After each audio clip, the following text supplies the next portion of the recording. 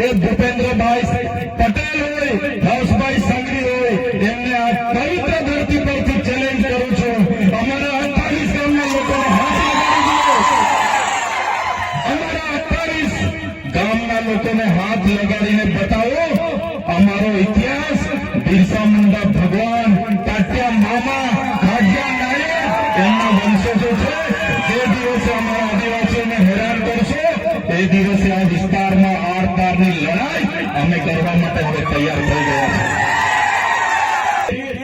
આ ભાજપની 30 વર્ષની સરકારે મને દબાવવા માટે, મને તોડવા માટે એક વાર જેલમાં નાખી દીધો, બીજી વાર જેલમાં નાખી દીધો, ત્રીજી વાર જેલમાં નાખી દીધો અને મને દબાવ્યો.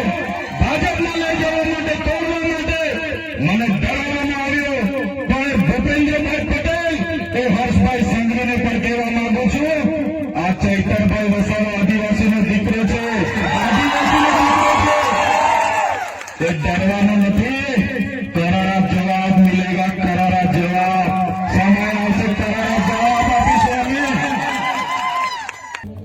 અહીંયા આવ્યો અને બાજુનું ગામ, થોડા દૂર ગામ વીજળી ગામે અમે હતા અને નસવાડી તાલુકાના, કમોડ તાલુકાના 8-10 આગેવાનો મને મળ્યા અને 8-10 આગેવાનોએ કીધું, સાહેબ અમારા 28 ગામ હાઇડ્રો પ્રોજેક્ટમાં આ લોકોએ બારોબાર સંપાદિત કરી દીધા છે અને હાઇડ્રો પ્રોજેક્ટ આવવાનો છે. વિસ્થાપિત કરવા માટે સરકારે મન બનાવી લીધું છે. કલેક્ટર, એસપી, એમના પ્રાયોજના વહીવટદાર, એમના ડીસીએફ, એમનું ખાણ ખનીજ વિભાગ, એમનું જીએમડીસી, જીઆઈડીસી અમારે ત્યાં આવે છે પોલીસને લઈને. 28 ગામના લોકોને કેમ છો? તમે 28 ગામના માત્ર નથી, તમારી સાથે 1,25,00,000 આદિવાસીઓ પણ છે. કોઈની તાકાત નથી. અમારા આદિવાસીઓને અહીંથી ઉઠાડીને બહાર લઈ જશે. જે દિવસે આ ગુજરાતની ભાજપની સરકાર અમારા 28 ગામના આદિવાસીઓને ઉઠાડવા માટે આવશે, એ દિવસે ચૈતરભાઈ, રતનસિંહ, રાધિકાબેન રાખલા, અમે પહેલા દંડો ખાઈશું, અમે પહેલા ગોળી ખાઈશું. પણ મારા સાથીઓ, અમે અમારી સાથે રહેજો. ભારતીય જનતા પાર્ટીની સરકારને ઉખાડીને ફેંકી દઈશું. આજના આથાડુંગરી ખાતેના કાર્યક્રમમાં અહીં મંચસ્થ ઉપસ્થિત છોટાઉદેપુર જિલ્લા આમ આદમી પાર્ટીના પ્રમુખ એવા રાધિકાબેન રાઠવા, છોટાઉદેપુર જિલ્લા ઉપપ્રમુખ એવા વિનુભાઈ સરપંચ, સાથે સાથે નસવાડી તાલુકા પ્રમુખ ઈશ્વરભાઈ, કવાંટ તાલુકા પ્રમુખ શ્રી, સાથે છોટાઉદેપુર, જેતપુર અને કદવાલ તમામ તાલુકાના આમ આદમી પાર્ટીના પ્રમુખશ્રીઓ, મહામંત્રીશ્રીઓ, તમામ પદાધિકારીઓ અને આજે જેમણે 5,000ની જનમેદની સાથે અમારા સમર્થનમાં આમ આદમી પાર્ટીમાં જોડાયા છે એવા આથાડુંગરી સરપંચશ્રી એવા રતનસિંહભાઈ માટે આપણે જોરદાર તાળીઓ પાડી લઈએ. સાથે સાથે ઘણા વર્ષોથી રાજનીતિમાં છે, જેઓ 3 વખત વિધાનસભા પણ લડ્યા છે અને પૂર્વ સરપંચ ડુંગરીના આપણા ભંગ્યાભાઈ રાઠવા પણ 3,000 કાર્યકરો સાથે આપણી સાથે જોડાયા છે. જોરદાર તાળીઓથી વધાવીએ.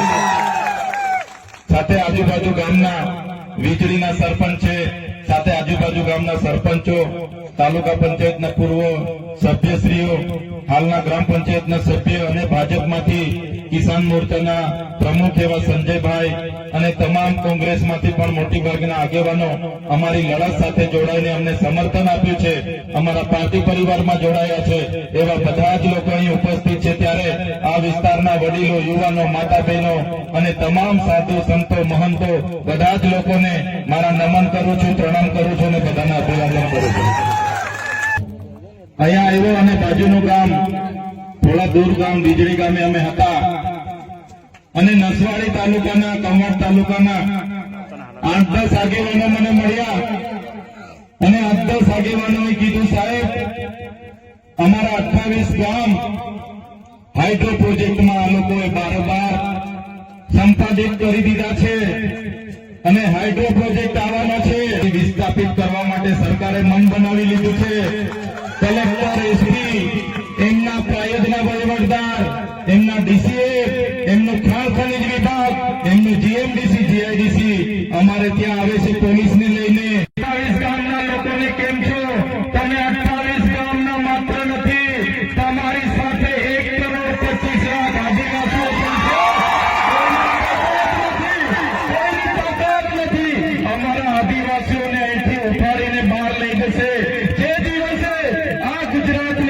ભાજપની સરકાર અમારા 28 ગામના આદિવાસીઓને ઉઠાડવા માટે આવશે, એ દિવસે ચૈતરભાઈ, રતનસિંહ, રાધિકાબેન રાઠવા, અમે પહેલા દંડો ખાઈશું, અમે પહેલા ગોળી ખાઈશું. પણ મારા સાથીઓ, તમે અમારી સાથે રહેજો. ભારતીય જનતા પાર્ટીની સરકારને ઉખાડીને ફેંકી દઈશું. અહીંયા ડેમો આવ્યો ત્યારે અમારા લોકોને વિસ્થાપિત કરી દીધા. તમે અહીંયા કોરિડોર ના નામે જમીનો લઈ લીધી. હવે તમે અમારા ગામોને હાઇડ્રોજન પ્રોજેક્ટના નામે ઉઠાવવાની વાત કરો. એ ભૂપેન્દ્રભાઈ પટેલ હોય, હર્ષભાઈ સંઘવી હોય, એમને આ પવિત્ર ધરતી પરથી ચેલેન્જ કરું છું. અમારા 48 ગામના લોકોને હાથ લગાડી દો. અમારા 48 ગામના લોકોને હાથ લગાડીને બતાવો અમારો ઇતિહાસ. બિરસા મુંડા ભગવાન, તાત્યા મામા, ખાડિયા નાયક એમના વંશજો છે. જે દિવસે અમારા આદિવાસીઓને હેરાન કરશો, એ દિવસે આ વિસ્તારમાં આર પારની લડાઈ અમે કરવા માટે હવે તૈયાર થઈ ગયા છે. જ્યારે આદિવાસીઓને જાગૃત કરવાનું કામ અમે કરીએ છીએ, અમારા લોકોની અસ્મિતાની વાત કરીએ છીએ, તો નથી આ ભાજપની 30 વર્ષની સરકારે મને દબાવવા માટે, મને તોડવા માટે એક વાર જેલમાં નાખી દીધો, બીજી વાર જેલમાં નાખી દીધો, ત્રીજી વાર જેલમાં નાખી દીધો અને મને દબાવ્યો. ભાજપમાં લઈ જવા માટે, તોડવા માટે મને ડરાવવામાં આવ્યો.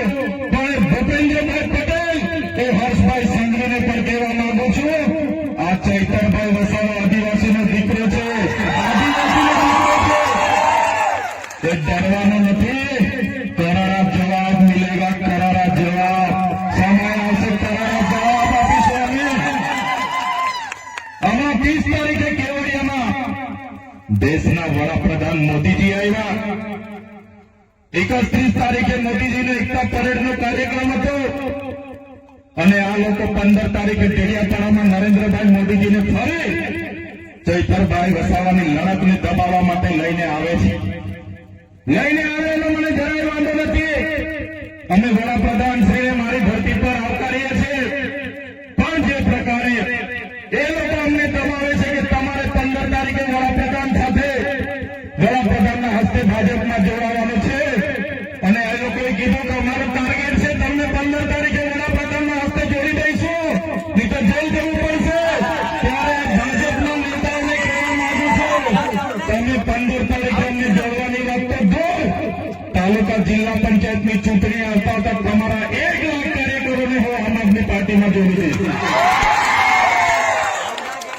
પબ્લિક ભેગી કરવા માટે ડેડિયાપાડા, સાગબારા, વાલિયા, ઝઘડિયા, નેત્રંગ, નાદોદ ગામડે ગામડે જાય છે. આ લોકો કહે છે તમારા ચૈતરભાઈ મોદી સાહેબના હસ્તે 15 તારીખે જોડાવાના છે, બધા આવી જજો, બધા જોવા આવજો.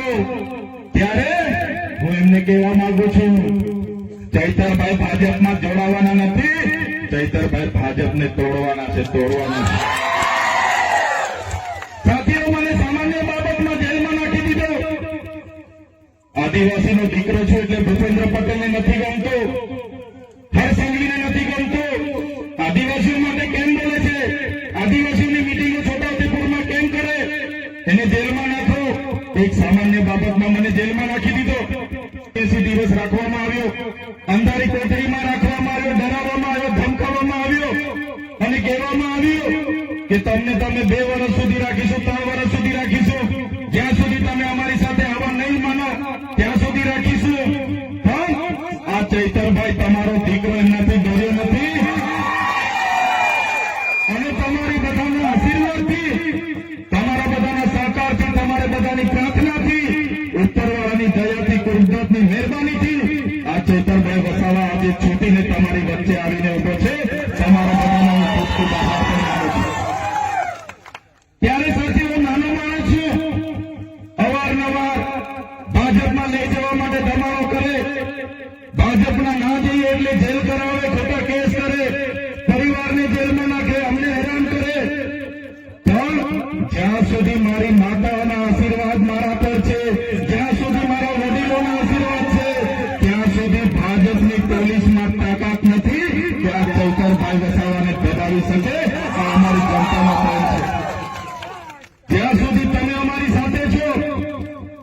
સુધી ભાજપ અમને ટચ પણ નથી કરવાની.